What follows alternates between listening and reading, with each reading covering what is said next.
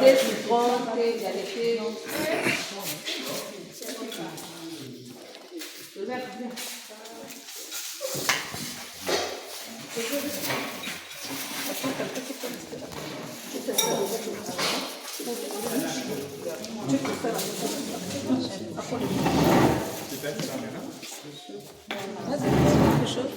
On a dit les hommes, les femmes.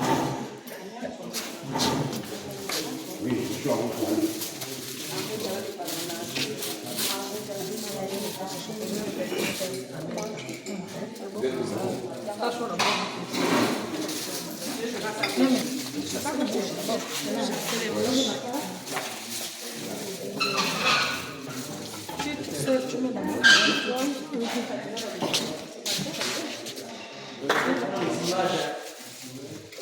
votre avis.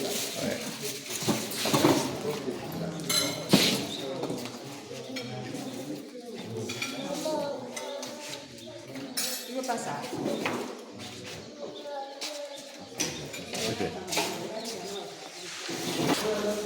C'est bon? Diaco, Tu ne veux pas le thé? Diaco, il n'y a pas bonjour. Bonjour. On vous voit tout le monde habillé bien, belle là. Bien. Vous pouvez nous expliquer ce qui se passe? C'est quoi l'événement? Ce matin au petit déjeuner des couples. Alors, les responsables, familles et œuvres sociales ont jugé utile de nous entretenir ce matin sur le thème comment s'épanouir dans le couple, mais cette fois-ci autour d'un petit déjeuner. Ça veut dire que papa et maman, ils vont se regarder dans les yeux et puis ils vont être édifiés par la parole de Dieu. On joint l'utile à l'agréable. Super. Ok, que le Seigneur nous bénisse. Que le Seigneur nous bénisse.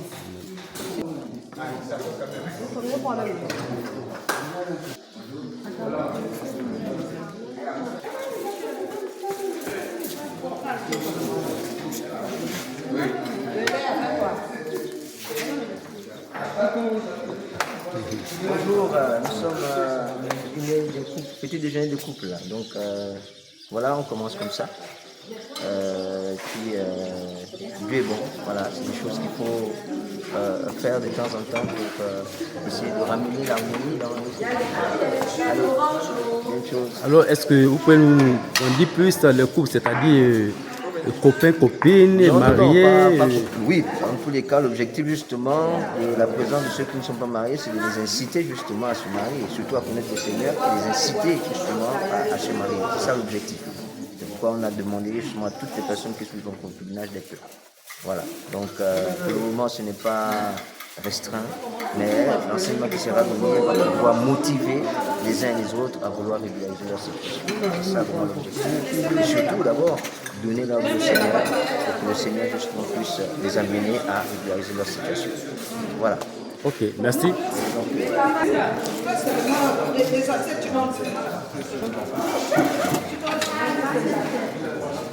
Ben oui, on a commencé à...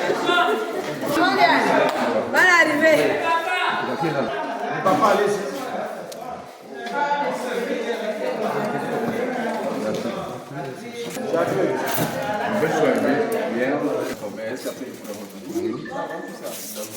J'envoie le numéro de boucle.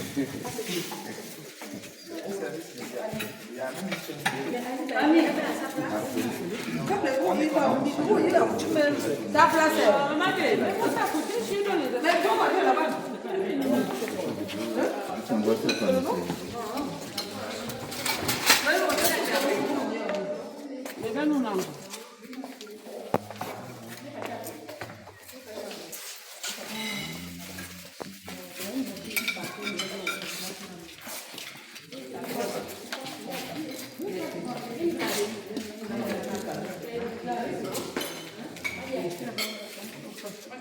Il y a les jus d'orange, vraiment des vrais deuxième jus d'orange dans le. Je mets dans le truc.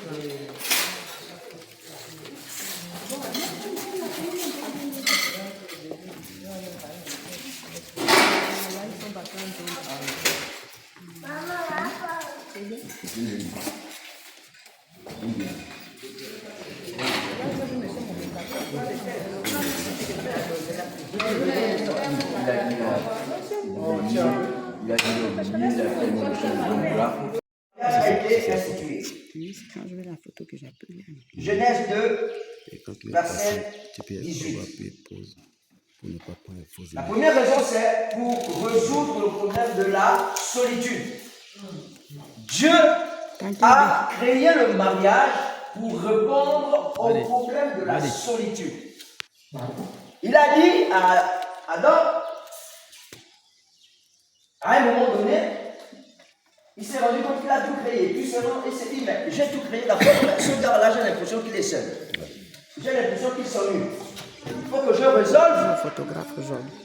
le problème de sa solitude. Même si on ne le dit pas clairement, mais c'est sûr qu'elle a également assis, il était en mode, mais au fait, j'ai donné les noms à tous que le Seigneur va recommander. Et même les animaux, il y a une femme, il y a un mâle et une femelle. Mais moi, finalement, où est la personne qui me ressemble? Il y avait cette interrogation en lui, je pense. Et c'est comme ça que Dieu s'est décidé. Mais cette interrogation, c'est important que je réponde à cette interrogation. Et c'est comme ça, c'est ainsi que Dieu a décidé de créer elle. Pour répondre au problème de solitude d'Adam. L'Éternel Dieu dit, il n'est pas bon que l'homme soit seul. Je lui ferai une aide semblable à lui. Voici le premier problème auquel Dieu répond. Deuxième raison, pour que l'homme ait une idée semblable, une aide, je voulais dire, pour que l'homme ait une aide semblable à lui. Et nous pouvons le voir toujours dans Genèse 18. Genèse 2, 18. La deuxième raison, c'est que il lui fallait une aide. Évidemment, Dieu aussi a compris qu'il ne pouvait pas faire tout ça seul. Il fallait quelqu'un pour l'aider. Deux va mieux qu'un. Donc, si vous vous êtes choisi, c'est sûrement pour s'aider, pour s'entraider. Troisième raison, comme je disais, on va aller vraiment au pas de course. Troisième raison, pour éviter que l'homme aille n'importe où. Pour éviter que l'homme aille avec n'importe quelle femme ou que la femme aille avec n'importe quel homme. Pour résoudre le problème de la fornication ou de l'adultère, ceux qui sont mariés. Quand il nous dit 1 Corinthiens 7, verset 1 à 2. Pour ce qui concerne les choses dont vous m'avez écrit, je pense qu'il est bon pour l'homme de ne point toucher de femme. Toutefois, pour éviter l'impudicité, que chacun ait sa femme et que chaque femme ait son mari. Que chacun ait sa femme et que chacune ait son mari. Donc vous comprenez qu'au fait, c'est clair qu'il faut avoir Dieu a créé, même quand les gens disent qu'il y a plus de femmes que d'hommes, là, Dieu n'est pas bête. Passez-moi l'expression. Dieu n'est pas bête. Laissez le beaucoup de femmes là, et laissez le peu d'hommes là. Dieu sait ce qu'il est en train de faire. Il se peut que dans un continent, il y a plus dans un autre continent, il y a plus d'hommes là-bas et moins de femmes. Et puis il y a un croisement qui doit se faire. C'est comme ça qu'on dit qu'il y a des rencontres destinées. Donc, ne cherchons pas à résoudre les choses que Dieu lui-même, dont Dieu lui-même a la solution. La quatrième raison ici, c'est au fin de la reproduction. D'accord? Genèse 1, 26 à 28, Dieu dit, multipliez-vous et remplissez. Alléluia. Amen. On peut trouver d'autres raisons sous-jacentes, telles que, par exemple, il y a la multiplication, il y a la gestion, comme on a vu hier, il y a la planification, parce que Adam et Ève aussi, ensemble, ils ont fait ces choses-là dans le jardin. Mais les 4 raisons principales, ce sont celles-là. Alléluia. Amen. Donc, voici un peu ici les 4 raisons principales du mariage.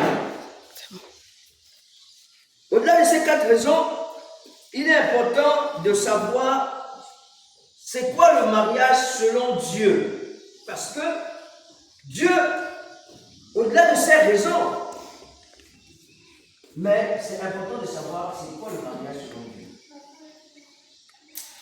Parce que il y a certains qui n'ont pas Dieu, mais qui se marient quand même. Ils se marient, mais ils n'ont pas Dieu. C'est-à-dire qu'il y a 2 modèles de vie conjugale qui est décrit ici. Quand on parle du mariage selon Dieu, c'est qu'il y a 2 modèles. Il y a le mariage selon Dieu et le mariage selon le monde. 2 personnes n'ont pas forcément la même confession. Ils doivent tous les 2 croire en Dieu. Alléluia. Donc, alors l'Éternel Dieu dit, alors l'Éternel Dieu fit tomber un profond sommeil sur l'homme qui s'endormit. Il prit une de ses côtes et referma la chair